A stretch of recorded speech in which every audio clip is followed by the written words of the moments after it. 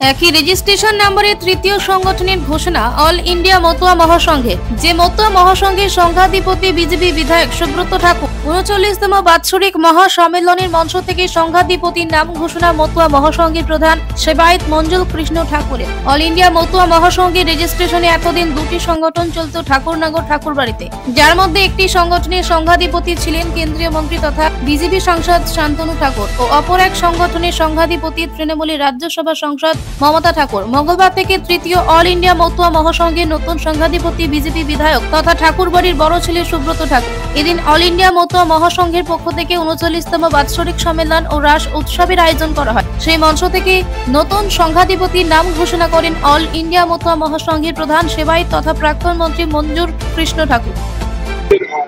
সবই এক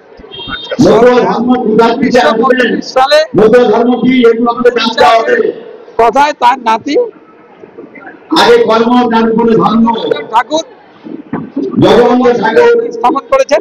এবার যার যার ফেভারে একই মতুয়া মহাসংঘ রেনোভেট হচ্ছে, নতুন কিছু আলাদা কোনো কিছু হচ্ছে না। চলবে নিজেদের মধ্যে। এই ব্যাপারে নতুন সংঘাধিপতি সুব্রত ঠাকুর জানান, পিছিয়ে পড়া মানুষের জন্য ১৯৩২ সাল থেকে মতুয়া মহাসংঘ কাজ করে আসছে। সময়ের ডাকে নতুন মতুয়া মহাসংঘ তৈরি হয়েছে। পাশাপাশি তিনি দাবি করেন, শান্তনু ঠাকুরের নেতৃত্বাধীন মতুয়া মহাসংঘের কাজ ঠিকমতো হচ্ছিল না, সেজন্য নতুন সংগঠন তৈরি করা হয়েছে। পুরনো মতুয়া মহাসংঘের মধ্যে দালাল রাজ বন্ধ করতে এই সংগঠন তৈরি করেছেন বলে দাবি করেন বিজেপি বিধায়ক সুব্রত ঠাকুর। দেখুন, কোটি কোটি মতুয়া, তিনটে কেন, যদি পাঁচটা দরকার পড়ে পাঁচটা হবে। আজকে মতুয়াদের কাজ উদ্বাস্ত মানুষের জন্য, পিছিয়ে পড়া মানুষের জন্য, যারা খেটে খাওয়া মানুষের জন্য, সমাজের যারা ডাউন টোরেন পিপল রয়েছে তাদের উত্থানের জন্য মতুয়া মহাসংঘ কাজ করে আসছে ১৯৩২ সাল থেকে। আগামীতেও কাজ করে যাবে। সময়ের ডাকে মতুয়া মহাসংঘ তৈরি হয়েছে। যে মতুয়া মহাসংঘটা ছিল সেই মতুয়া মহাসংঘ ঠিকভাবে পরিচালনা হচ্ছিল না, তার জন্য আমাকে নতুন করে মতুয়া মহাসংঘ তৈরি করতে হলো। একই রেজিস্টার্ড নাম্বার এবং একই নাম, এর মধ্যে দূরত্ব না। আমার কতগুলো ফোরে যারা আছে, দালাল আছে, তাদের নিয়ে অসুবিধা, আর সেটা যখন আমি শুধরাতে পারলাম না, তার জন্য আমাকে নতুন মতুয়া মহাসংঘ তৈরি করতে হলো। মহাসংঘের মধ্যে আছে আগের উপদেষ্টা মন্ডলীতে আছেন।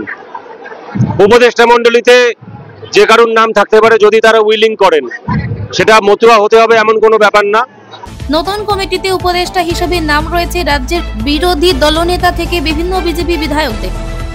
প্রধান উপদেষ্টা মন্ডলীতে আছেন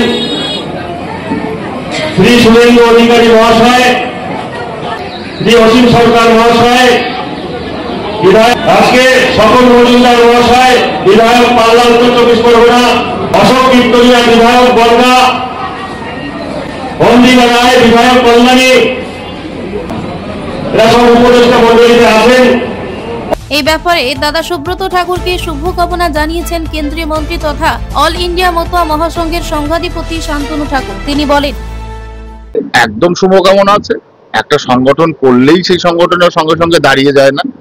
সংগঠন করতে গেলে একটু সময় লাগে, লোকবল তৈরি করতে গেলে একটু সময় লাগে। হবে, আস্তে আস্তে সবই হবে, ভালো হবে। এই ঠাকুর বাড়িতে যারা আছি আমরা সকলের সংগঠন করা তাদের মানে ব্যক্তিগত অধিকার আছে, কেননা সংগঠন করতে পারে। আর সংগঠন করে নিজের অস্তিত্ব প্রমাণ করাতে হয় অ্যাকচুয়ালি, নাহলে কি করে নিজের অস্তিত্ব প্রমাণ হবে। মতুয়ারা দ্বিধাবিভক্ত নয়। মতুয়ারা অ্যাকচুয়ালি যেটা হচ্ছে যে সংগঠন মানেই নেতৃত্ব দেওয়া। এখন কেউ যদি নেতৃত্ব দিয়ে মতুয়াদের কাছে নিয়ে তাদের সেবা, তাদের পরিচালনা করে, তাতে দোষ নেই তো কোনো। মতুয়ারা কোনোদিনই দ্বিধাবিভক্ত নয় সংগঠন নিয়ে। কে কাকে এই বাড়িতে বঞ্চিত করে, কি করে কে কাউকে বঞ্চিত করে? কেউ কাউকে বঞ্চিত করতে পারে?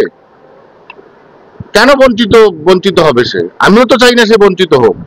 সে সংগঠন করে স্ট্রংলি সে উঠে আসুক, আমি চাই।